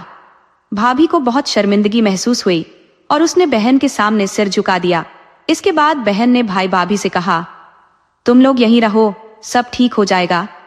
भाभी ने मना कर दिया और कहा, हम तुम्हारे घर पर कैसे रह सकते हैं, रिश्ते खराब हो जाते हैं। बहन ने समझाया, लेकिन भाभी अड़ी रही। धीरे धीरे बहन की मदद से उनके हालात भी सुधरने लगे। वे अवसान माता की पूजा करने लगे और घर में सुख समृद्धि आ गई। माँ, जो पहले भीख मांगकर गुजारा करती थी, अब कहने लगी, जब से हमारी बहू आई है, हमारे घर में लक्ष्मी का वास हो गया है। उसने न सिर्फ हमारे बेटे को सही रास्ते पर लाया, बल्कि घर को भी खुशहाल कर दिया। अब सबने मिलकर माता रानी की आरती और कथा का आयोजन किया। माता की कृपा से उनके घर में फिर से खुशहाली लौट आई। शर्माता की महिमा से उनके घर में धन दौलत, मान सम्मान और समृद्धि आ गई।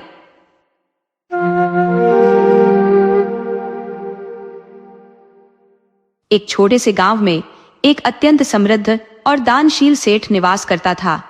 उसकी धर्मपरायण पत्नी न केवल धार्मिक कृत्यों में गहरी रुचि रखती थी, बल्कि हर प्रकार से जरूरतमंदों की सहायता करना उसका स्वभाव था। इस दंपति की एक सुंदर और कोमल हृदय पुत्री थी, जिसे उन्होंने अपने असीम स्नेह और देखभाल से पाला था। दोनों अपनी इकलौती संतान की हर अभिलाषा को पूरी करने में कोई कसर नहीं छोड़ते थे। समय बीतने के साथ वह पुत्री युवा हो गई और सेठ ने उसके लिए एक योग्य वर की तलाश आरंभ की। अंततः उन्होंने एक प्रतिष्ठित और धनाढ्य परिवार के युवक से उसका विवाह सुनिश्चित किया। विवाह के उपरांत पुत्री अपने ससुराल चली गई। दुर्भाग्यवश उसका ससुराल जीवन सुखमय नहीं था। उसके ससुर का इकलौता पुत्र नशे और जुए की लत में डूबा हुआ था। समय ने अपनी चाल चली और ससुर का देहांत हो गया। पुत्री का पति अपनी और अपने माता पिता की संचित संपत्ति को जुए में हार चुका था। शराब के आदी होने के कारण वह किसी भी उत्तरदायित्व से विमुख था। इस कारण परिवार निर्धनता की गहरी खाई में गिरता चला गया। एक समय का भोजन जुटाना भी उनके लिए चुनौतीपूर्ण हो गया। पुत्री अपने पति को बार बार समझाती कि वह कोई कामकाज तलाशे, परंतु वह अपनी आदतों में ही लिप्त रहता। इस दौरान सेठानी अपनी पुत्री की दुर्दशा देखकर भीतर से टूट जाती थी। वह सेठ से आग्रह करती कि वे अपनी पुत्री की सहायता करें, लेकिन सेठ हर बार मुस्कुराते हुए कहते कि जब तक भाग्य उसका साथ नहीं देगा, तब तक कोई भी सहायता फलदायी नहीं होगी। सेठ अपनी पत्नी को समझाते कि वे भी अपनी पुत्री के कष्टों को महसूस करते हैं, लेकिन बिना भाग्य के जागृत हुए उनकी सहायता व्यर्थ होगी।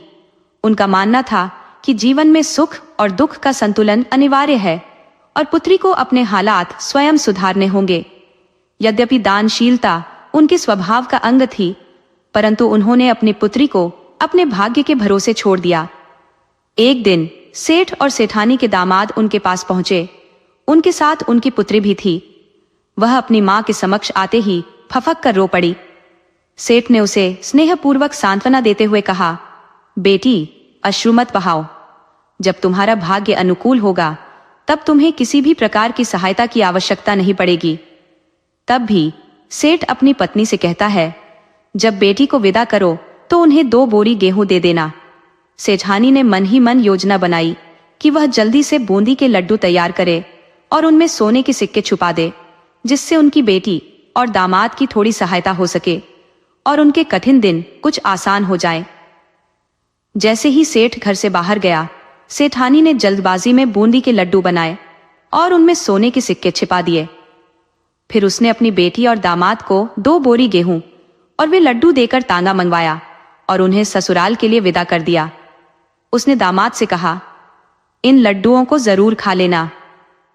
जब तांगे वाले ने उन्हें उनकी ससुराल पहुंचाया, तो दामाद के पास तांगे वाले को किराया देने के लिए पैसे नहीं थे। उसने अपनी मजबूरी में तांगे वाले को लड्डू किराए के बदले दे दिए। तांगे वाले ने उनकी परिस्थिति समझते हुए लड्डू ले लिए और सोचा कि वह इन्हें किसी हलवाई को बेच देगा और उससे पैसे प्राप्त कर लेगा। उसने लड्डू हलवाई को बेच दिए और कुछ पैसे अर्जित किए। संयोगवश उसी समय सेठ, जो लड़की का पिता था, वहां से गुजर रहा था। उसने सोचा कि घर में सेठानी ने जो लड्डू बनाए थे, वे तो बेटी को दिए गए होंगे। उसने हलवाई के पास जाकर कुछ लड्डू खरीदने का निश्चय किया। हलवाई ने वही लड्डू बेचे जो तांगे वाले ने दिए थे। सेठ ने जब लड्डुओं को खाया तो उनमें छुपे सोने के सिक्के देखकर वह स्तब्ध रह गया। ये देखकर उसकी आंखों में आंसू छलक पड़े। जब सेठानी ने उसे इस अवस्था में देखा तो उन्होंने पूछा, क्या हुआ, आपकी आंखों में आंसू क्यों है? सेठ ने बात बताई तो सेठानी कहने लगी, आपने सही कहा था, हमारी बेटी का भाग्य अभी नहीं जागा है। मैंने सोने के सिक्के छुपाकर लड्डुओं में रखे थे, लेकिन वे लड्डू फिर भी आपके पास आ गए। सेठ ने अपनी पत्नी को गले लगाते हुए कहा, भाग्यवान, मैंने पहले ही कहा था कि बिना भाग्य के किसी को एक दाना भी नहीं मिलता। यह सब ईश्वर की लीला है। जब उसका समय आएगा तब उसे किसी के सामने हाथ फैलाने की आवश्यकता नहीं पड़ेगी। उसका भाग्य अवश्य उदय होगा। समय धीरे धीरे बीतता गया। एक दिन सेठानी ने विचार किया कि क्यों न वह अपनी बेटी को शान माता की पूजा के बारे में बताए। वह बेटी के घर गई और उसे समझाया, बेटी, शान माता की मन्नत मांग और पूजा कर। इससे तुम्हारे पति के जीवन में सकारात्मक बदलाव आ सकते हैं। बेटी ने अपनी मां की सलाह मानी और शान माता की पूजा में लीन हो गई। उसी दिन उसका पति शराब से दूर रहा और जुए की ओर भी रुख नहीं किया। अगली पूजा के बाद उसके पति ने गंभीरता से कहा, आखिर कब तक यूं ही चलता रहेगा? अब मैं काम की खोज करता हूं। वह काम की तलाश में निकल पड़ा और उसे जल्द ही एक अच्छा काम भी मिल गया। धीरे धीरे उसे अपनी जिम्मेदारियों का एहसास होने लगा और उसने पूरी लगन के साथ दिन रात मेहनत करनी शुरू कर दी। माता रानी की कृपा से उनकी किस्मत पलटने लगी और जीवन में नए सवेरे की शुरुआत हुई। समय के साथ उनकी परेशानियां एक एक करके दूर होती चली गई। 9वें महीने में उन्हें एक प्यारे पुत्र का आशीर्वाद मिला। उन्होंने माता रानी की पूजा बड़े धूमधाम से की। 7 सुहागनों को आमंत्रित करके भजन कीर्तन करवाया और भरपूर उल्लास के साथ खुशी मनाई। सेठ ने मुस्कुराते हुए अपनी सेठानी से कहा, देखा, अब उनकी तकदीर जाग गई है। अब उन्हें किसी चीज की कमी नहीं है। जैसा कहा जाता है, दाने दाने पर लिखा है खाने वाले का नाम। जब तक किसी के नसीब में सुख नहीं होता तब तक चाहे कोई कितना भी प्रयास कर ले, सुख उसे छू भी नहीं सकता।